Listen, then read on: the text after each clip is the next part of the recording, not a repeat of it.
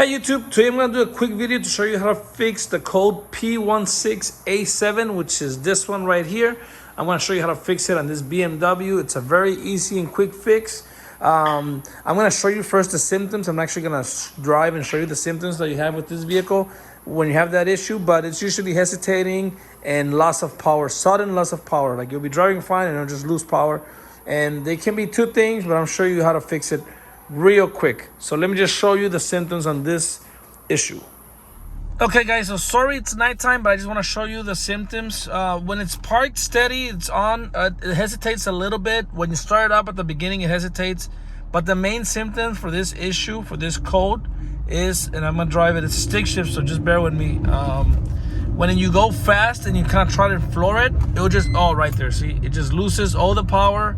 My pedals all the way, I'm pressing the gas, it doesn't go, and it hesitates. As you can see, I have to press in the clutch, but see, that's what it does. The gauge, the RPM just starts jumping like that. The check engine light is on, the EML light is on, the triangle is on, the brake light is on. I already had the airbag light on, and it's still on. The vehicle is on, but you can't. When I go to first gear, I try to go, I'm moving very slowly here, but it's hesitating. You can't really drive it. And the main fix for this, well, the partial fix or whatever, I turn it off, I put it in neutral, obviously, and I turn it back on, and it's fixed. See, I mean, I don't have the issue anymore. It only happens when you give it gas. So now it's kind of back to normal. I can go, it's hesitating a little bit, but see, it's kind of back to normal. I can drive it again.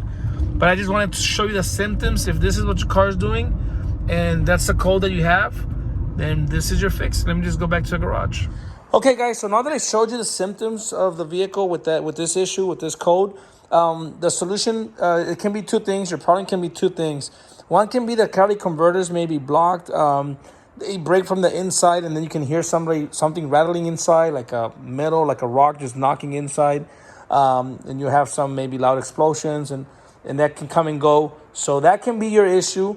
But I don't really have those symptoms that much or whatever. Your second option, and that's actually the most expensive way to go. Your second option, which is cheaper, is replacing your MAP sensor, which is this guy right here. I can put a link in the description where you can buy the part. You can buy it at any auto shop nearby.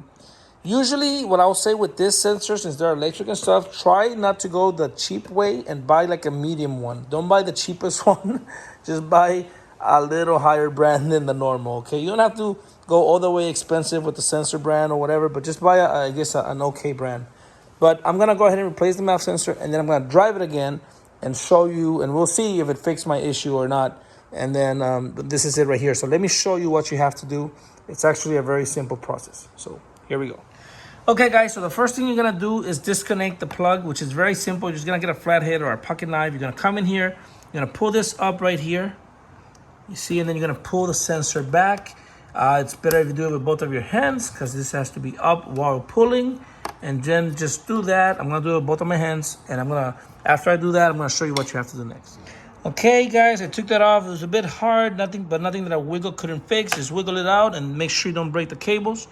Then you're gonna come in here with your flathead and just turn this little guy, and we're gonna just remove the tension right there and gonna pull this back. So we're gonna remove this, pull this back just like that, put it to the side, and then we're gonna move forward. We're gonna move ahead to this side, which is just this little clips, which we're gonna go ahead and I'm gonna put this cable to the side. Okay, and you're gonna come in here and pop it just like that. And then there's one on this side too. Where is it? Here it is. And you're gonna pop it as well. There you go. That popped. And now you can move this down here. We should be able to just bring this out. There you go. Okay guys, so this is out. Comes in the same way.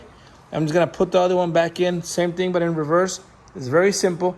Then you put that back in, turn on the car, and take it for a drive. I'm also gonna erase the code with my OBD reader.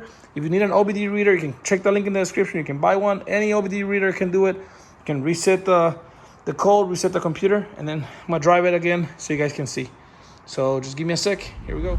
Okay, guys, so I'm driving the vehicle. I did clear the code with the OBD reader, which is okay.